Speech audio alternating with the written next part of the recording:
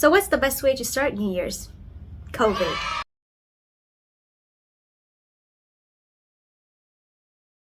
Hi guys, and welcome back to my channel. The last few months of 2023 has been terrible, and the beginning of 2024 is terrible. But what better way to start the New Year's than with my first video of 2024 talking about a controversial book. So we're going to talk about Unveiling Choice by Maryam. I actually discovered this book completely by accident. I actually saw an article that the author was being investigated by hijabis, which is a religious body. She's accused of encouraging hijabisation, so basically encouraging people to remove off their hijab. And who is the best person to talk about this book than a hijabi? Let's read this book. It's a very short read, and by the end of this video we're going to answer this question: does the book actually advocate for taking off the hijab? I'm going to talk about this book in a total of 7 different parts. The first one is the author's epiphany, the author's thoughts on forced hijabization. Number 2 is forced hijabization in the family. Number 3 is forced hijabization in institution. Number 4, forced hijabization in history. Number 5, forced hijabization in society. And number 6, hijab and Islamophobia. And 7, the conclusion. So we're going to start with the first part. So the book starts with the story of the author's childhood. Basically, she chastised a girl for not wearing the hijab. Turns out she had a medical condition that deterred her from wearing the hijab. Whenever she covered her hair, her body would heat up so badly that she would faint. She was lucky if she got through an hour or 2 with a hijab on without fainting. As a result, doctors asked her not to wear the hijab and wear only loose clothing to let her skin have room to breathe. 12-year-old me could not accept that answer. Unthinkingly, I blurted out sharply, "Have you no shame?" Now, for me, children says the darnest thing, but it led her to that self-reflection on what led her to say such things on a person with a health condition that way. Islam also prioritized self-preservation. In this case, self-preservation is a priority over the hijab. But this epiphany eventually led her to reach this level of what she called forced hijabization, and that this is her way to tell that despite Malaysia's being that we're free to wear anything that we want as long as it's modern support, but there are elements of forced hijabization in many aspects of life. So we're gonna look into that. Let's start with forced hijabization in family. Depending on what kind of family you're raised in, like you might wear the hijab sooner, later, or never at all. But let's focus on some families that are conservative. I have been wearing the hijab, say, close to all my life. I say close to because I only started consistently wearing the hijab only once I enter high school. But if, let's say, today I take off the hijab, my mom would of course not approve.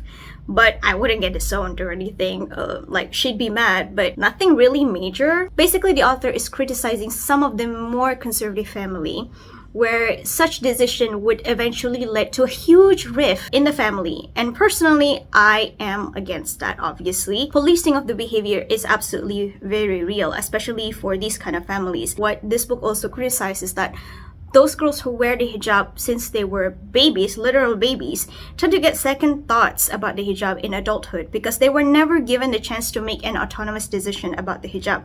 So when they're adult, the hijab just feels like something that they just stuck with. They are afraid of what their families would think if they decided to take it off now as an adult. And this kind of, say, upbringing, I think, means that the girls were not given control and they have lack of agencies over their own bodies. Forced hijabization in institution. Now, this is the only part where I feel a bit of a stretch. Now, she goes on to talk about how, like, in IIUM, and that you must wear hijab there, but it is an Islamic uni after all. Forced hijabbing happens all the way into the university level at the IIUM, where female students will be fined for not covering their hair. Both public and private Islamic religious schools also require female staff to wear the hijab. Were non-hijabi like myself to apply to work at such establishments, I would not qualify, as I would not be adhering to the dress code despite my qualifications. This is why saying there is no forced hijabbing in Malaysia is not entirely true. One only needs to know what goes on for girls and women in schools and public offices that enforce hijab as an obligatory dress code. With the hijab being so hugely connected to being a part of society, whether at work or at school, there is a constant pool of demand to supply all the headscarves needed for women to function in a public sphere. First of all, the IIUM is an Islamic uni. I mean, like, it's kind of in the name. Just like you go to Catholic schools, you know, you go to military school, there's dress codes and there's uniforms, and even the IIUM is not even strict about their hijab. Dan jilbabnya kayak cuma diselendangin doang, rambut nampak, leher kelihatan, terus tangannya sesiku, turban itu juga banyak. Asalkan you look Islamic enough, you pass. It's basically as long as your clothing are modest and so basically some form of head covering and hijab-ish kind of thing. So even Catholic schools, whether you're a student or a teacher, there are things that you're not allowed to wear. Specific types of institutions have a specific dress codes. I went to an Islamic boarding school when I was 13. I went for 1 year. My problem with Islamic schools, it wasn't even because I have to wear like those long big hijab that would make me look like a jellyfish if I run. Yeah, we actually have that term. Like during sports day, if we all do sports and we have to wear those big hijabs, we would look like jellyfish on the field. It's actually kind of hilarious. Here's the thing. My problem with that school, which is a problem that I hope is fixed today, is that there is this thing where we all feel some form of superiority complex over people who wears different type of hijab. I remember this specifically. There was a group of students and they were not wearing the big long hijab. And there's nothing wrong with that really. But my superiority ass was thinking, look at them. Their hijab is not long enough. And I whenever I remembered my 13-year-old self, I don't like it. I have a character arc now, so don't worry. But seriously, like when I reflect about it, I was thinking all that, man, something must be wrong with me. And to be fair, I wasn't taught about it in class. It's just that kind of this cult-like mentality when you go to a boarding school. It's almost like a sorority, fraternity kind of thing. Yeah, it's that kind of feel. To be fair, I gained some good experience 1 year in that school. But if there's one thing I wouldn't miss, is that. Now, this is the point where I agree with her the most. Forced hijabization in history. So she also talks about a story where she visits a museum. Basically, it says, a friend of mine who is also a women's rights activist, Juana Jafar, talks about her trip to Kelantan where she visited the tomb of a 16th century ruler of Kelantan. Drawings of the Queen Regent, Cik Siti Wan Kembang, were covered with a cloth at the museum because her body was exposed from her shoulders up. Even though that was how Malay women used to dress, that was the norm and not considered immodest. We still impose today's standards of modesty on Malay Muslim queen who lived 500 years ago and erase not just images of her, but her entire legacy of her just rule of Northern Malaya, her being a devout Muslim, and her celibacy. So really, yeah, I find that really weird. What was the point on covering up Cik Siti Wan Kembang's?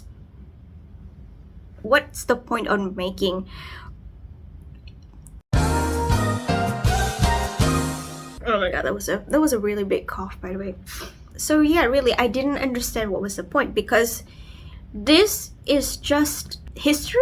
Malay Muslim women used to not wear the hijab. Mama has photo albums that shows how she didn't wear the hijab back when she was young. Like, there's no need to censor that. But really, that's just history. And there's no need to be like this girl bossification, girl hijabization of history.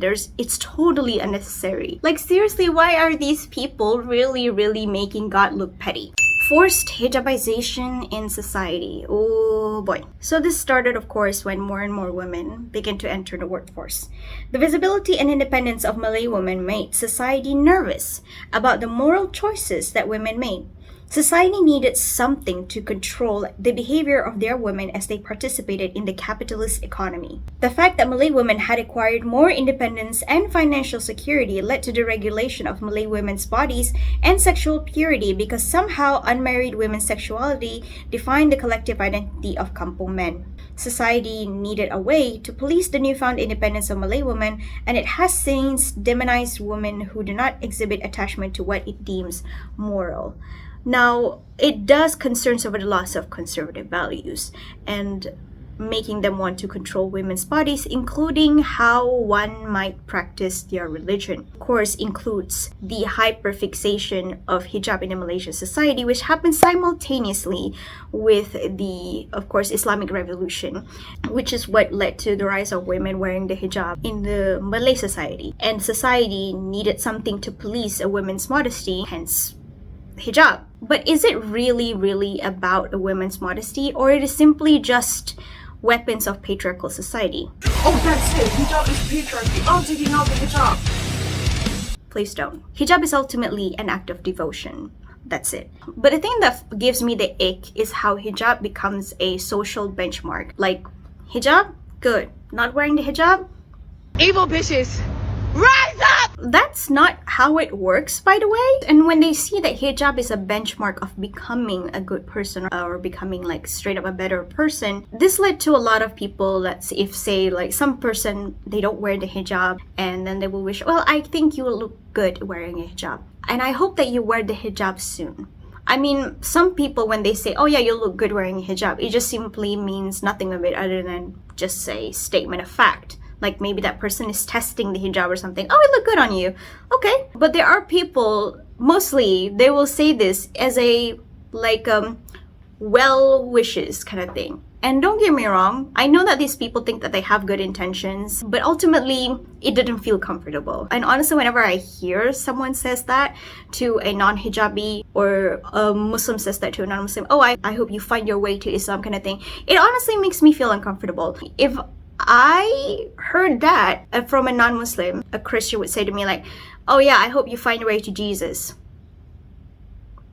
I would feel so uncomfortable. Well, I hope you have a great day. There's a simple wish. Because I have Christian friends too. I also have Buddhist friends. I know for a fact that I won't be comfortable if they say that to me. Hijab and Islamophobia. Isn't that an age-old topic? So this is not exactly the main thing, but it was mentioned a bit. You know, as recently as the things going on in the Middle East, Islamophobes love to use Iran as an example to justify their Islamophobic views as confirmation bias. You have been having a hard time over there. It's not easy and I sympathize with it and I condemn what you've been through. But for fuck's sake, don't speak for me. I have read The Complete Persepolis by Satrapi Marjan. And of course, I recommend you read the graphic novel as well. It is a very interesting look at life in Iran.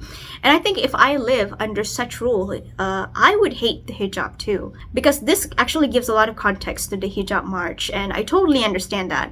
This of course, let them, the people of Iran, the women of Iran, and of course the people who are already Islamophobic, led them to think that hijab equals extremism. When something is taught with force, only hate will come from it. And if anything, hijab is not to be blamed, but their rulers are to be blamed for it. The author also said this about Islamophobes. It is important not to conflate Muslim women's criticism of the hijab with the Islamophobes and Islamists who speak over the same Malay Muslim women.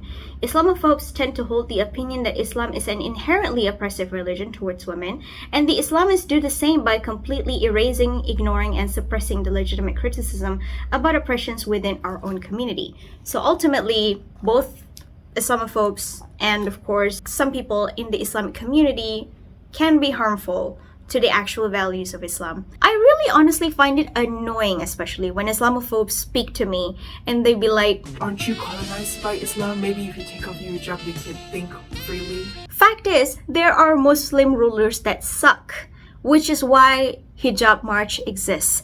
And there are non-Muslim rulers that suck as well. And that's just a fact of life. But Islamophobes just love to pick on Muslims and makes excuses for their own retarded mindset and flaws in their own society, which basically means double standards. You have no idea how often some brain dead comments from white man to like tells me what to think.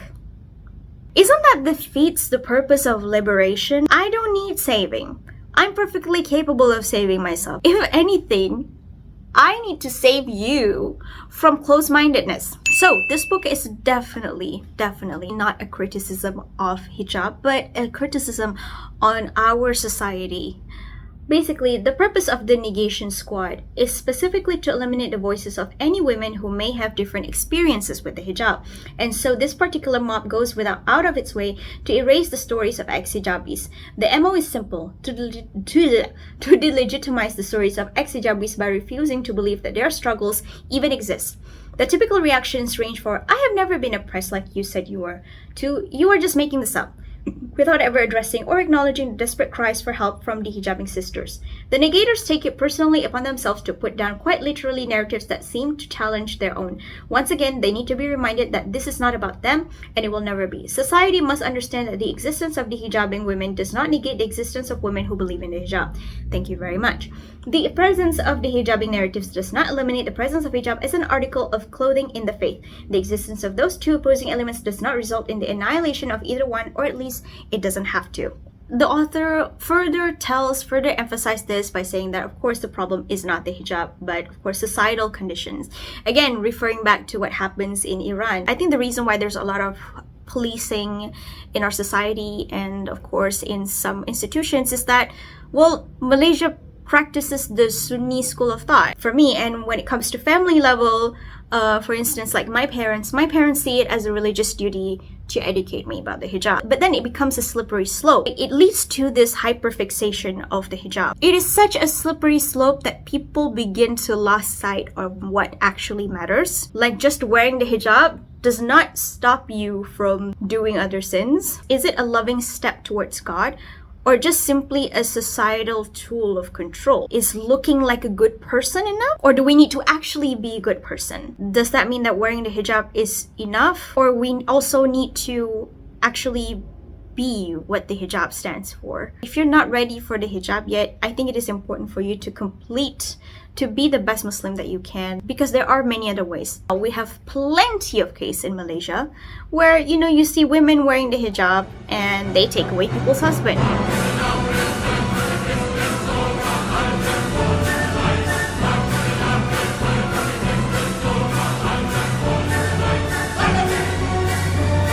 What's the point of the hijab if you're going to ruin someone's marriage? Hijab is not a magic cloth that will immediately turn you into a decent person, obviously. Hijab means differently for different people. And for me, hijab is an act of worship. I'm certainly not perfect, of course, in many ways, but I'm wearing the hijab so that I can focus on improving myself in other ways. Ultimately, we all need to ask the question, does the hijab make a Muslim? Or is it more than that? Thank you guys so much for watching, and I will see you guys in the next one. And Happy New Year, guys. Bye.